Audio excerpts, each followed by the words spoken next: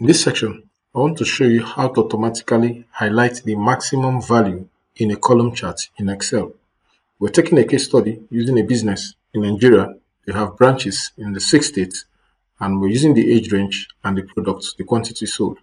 Let's start by creating a maximum column, and we'll come here. We use two functions. One will be an if function, and the second will be a max function. So say if the maximum of this range, we lock the cell by pressing function F4. If it is equal to this particular cell, then let the answer be this cell, else let the answer be blank. We close the bracket and we press and enter. Now if we come here and we drag this down, we can see automatically the maximum color is this. If we pick, for example, Lagos, if we pick for Ogun, okay, so it's responsive. Now how do we bring this, how do we represent this? Using a chart. So select the whole table, come to insert, come to recommended charts, and let's pick this chart, and we say okay. We take off this axis, take off the chart title. We can also take off the line, take off the legend. We come to this point and we turn on the data labels.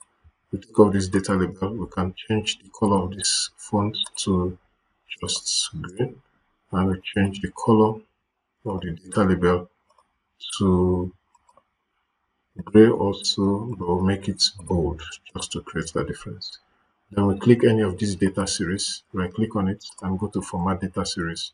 We change the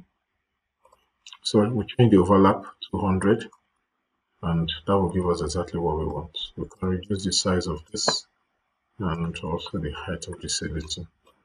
From here we can change this to a green color, and this can take other colors, but in this case I want us to use our client color. So right click on this and we set this to the light color, and we click on this and set this to the dark color. So when we click on Ekiti, we click on Lagos, click on Ogun, we click on Ondo, Oyo. Okay, I hope this helps. Thank you. I'll see you in the next section.